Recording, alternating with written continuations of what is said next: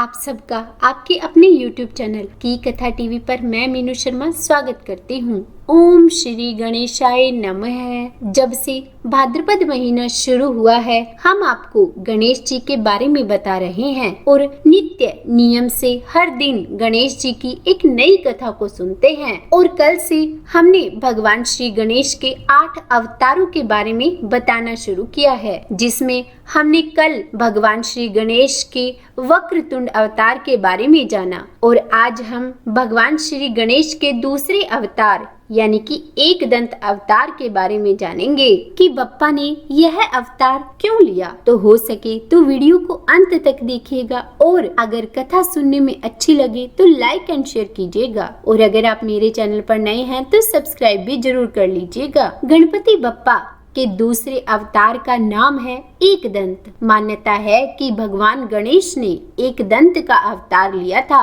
और युद्ध में मदासुर को परास्त किया था, फिर उसे अपनी शरण में लेकर पाताल लोक में भेज दिया था। गणेश जी के एक दंत अवतार में उनके हाथ में पाश, पशु, अंकुश और एक खिला हुआ कमल था। तो चलिए जानते हैं इस एक दंत अवतार की संपूर्ण कथा। पौराणिक मान्यताओं के अनुसार प्राचीन काल में च्यवन ऋषि का पुत्र मदासुर नाम का पराक्रमी दैत्य था। मदासुर ने एक बार अपने पिता से आज्ञा ली और वो दैत्य गुरु शुक्राचार्य के पास चला गया। उसने शुक्राचार्य के सामने पूरे ब्रह्मांड का स्वामी बनने की इच्छा जताई। शुक्राचार्य ने मदासुर को फिर अपना शिष्य बना लिया और उसे एकाक्षरी मंत्र की विधि की दीक्षा दी। यह मंत्र शक्ति के लिए था। मदासुर ने शुक्राचार्य से दीक्षा प्राप्त की और वन की ओर चला गया। वहां उसने कई वर्षों तक कठोर तपस्या की। कहा जाता है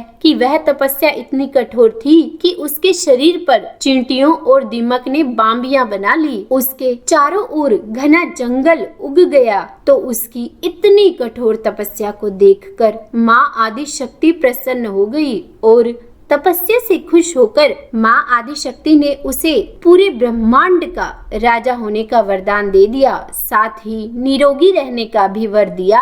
माँ आदि शक्ति से मिले इस वरदान के बाद उसने पूरे ब्रह्मांड पर अपना आधिपत्य स्थापित कर लिया और फिर उसके बाद उसने देवताओं को भी पराजित कर दिया। स्वर्ग पर भी उसने कब्जा कर लिया। फिर मदासुर का विवाह प्रमदासुर की कन्या से संपन्न हुआ। उसकी पत्नी का नाम सालसा था, जिससे मदासुर को 3 पुत्र हुए। कहा जाता है कि आखिर में भगवान शिव जी को भी मदासुर ने पराजित कर दिया था, जिससे हर तरफ असुरों का शासन हो गया, धर्म कर्म खत्म हो गया। सभी देवगण इस बात से बहुत परेशान हुए और असुरों का विनाश करने के उपाय के बारे में पूछने के लिए वे सनत कुमार के पास गए। तब कहा जाता है कि सनत कुमार ने सभी से भगवान एक दंत की उपासना करने की बात कही। सभी देवगणों ने एक दंत की 100 वर्षों तक उपासना की। उसके उपरांत भगवान श्री गणेश अपने एक दंत रूप में मूषक पर प्रकट हुए। सभी देवताओं ने उनसे मदासुर के प्रकोप से मुक्ति दिलाने की बात कही। तब एक दंत भगवान ने उन्हें मनोरथ का आशीर्वाद दिया। वहीं देव ऋषि नारद ने मदासुर को इस बात की सूचना दे दी और इस बात का पता चलते ही वह मदासुर अपनी विशाल सेना के साथ भगवान एक दंत से युद्ध करने के लिए निकल पड़ा। कहा जाता है कि युद्ध में भगवान एक दंत ने मदासुर से कहा कि अगर वह जीवित रहना चाहता है तो देवताओं से द्वेष छोड़कर उनको उनका राज्य लौटा दे, और अगर उसने ऐसा नहीं किया तो एक दंत भगवान उसका वध कर देंगे। पर इसके बाद भी वह मदासुर नहीं माना। उसने युद्ध भूमि पर भगवान एक दंत को ललकारा और जैसे ही मदासुर ने अपने धनुष पर बाण चढ़ाए, तभी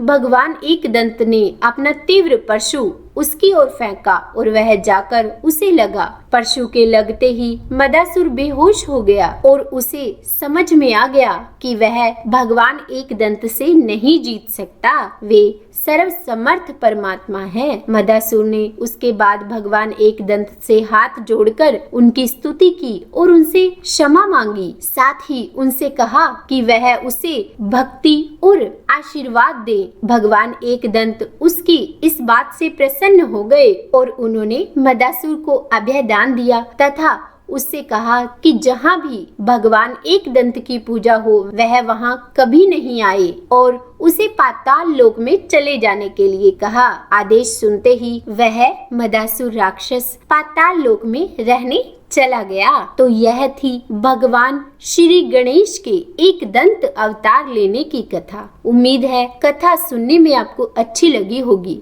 अगर वीडियो पसंद आई हो तो लाइक एंड शेयर कीजिए और अगर आप मेरे चैनल पर नए हैं तो सब्सक्राइब भी कर लीजिएगा। तो बोलिए गणपति बप्पा मोरया।